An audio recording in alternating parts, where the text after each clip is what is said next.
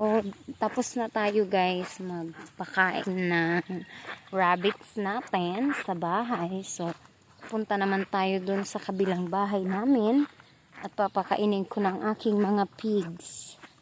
Ayan. So, may dala na tayong feed sa kanila.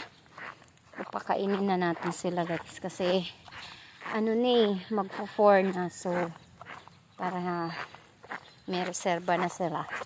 So, umaga tapon lang naman ako nagpapakain ng mga biik ko, guys. Oo. Tsaka, thank you pala kay Mang Edgar kanina dun sa alang-alang na bilhan ko ng itlog na maalat. Ayan, guys. So, greening talaga dito, guys. Ayan. Yung palayan namin. Ayan. So, yung palayan pala namin, nagumpisa na silang mamunga. Ayan yung biik ko, guys. Dik-dik!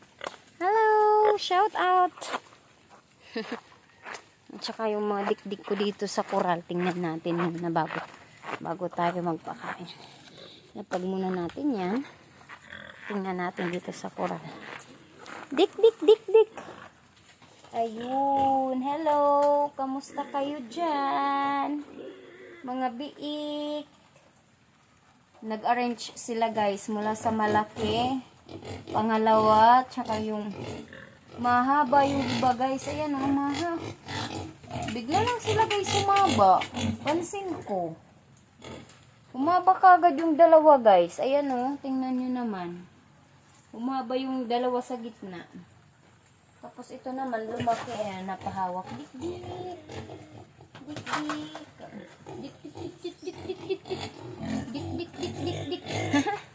Yan lang naman guys yung kinabibisihan ko lagi, kaya kung aalis ako kailangan makakabalik din. Papakain sa kanila si mother dear. Oh, ayan, buntis yan guys. Yan, future ko din yan guys. Syempre sa hirap ng panahon ngayon kailangan talaga may alaga kang hayop kasi yan yung makakasolusyon minsan sa problema natin.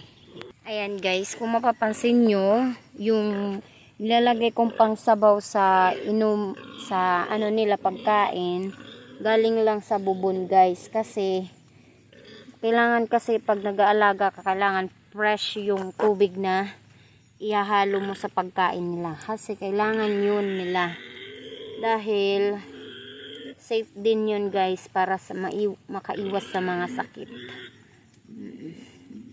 Yun din kasi yung namana ko pag-aalaga kay la mama na maingay na si mother biik na pag nagpapakain ka kailangan fresh lang yung tubig na ihahalo mo, galing lang din sa bubon. Dito naman ako, ayan.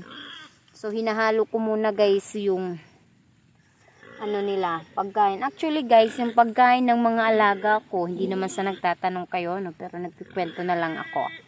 Okay, so, yung pagkain pala ng alaga ko guys, ay feeds. Oo, bimig. Tapos, nagmimix ako ng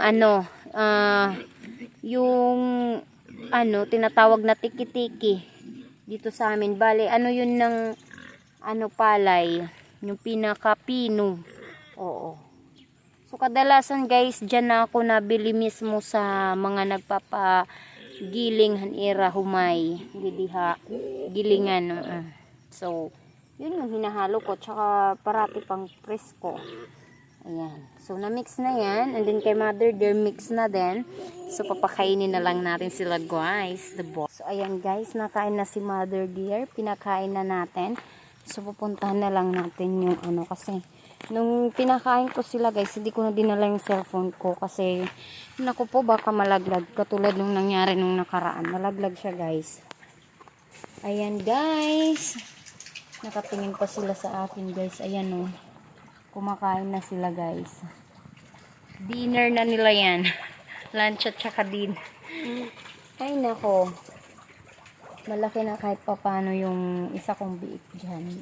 Actually, dalawa na lang yung sa akin yung puro malalaki. Yung nasa dulo, yun, at saka ito. Itong nasa pangalawa, mula sa dulo. Itong dalawa, kay mother.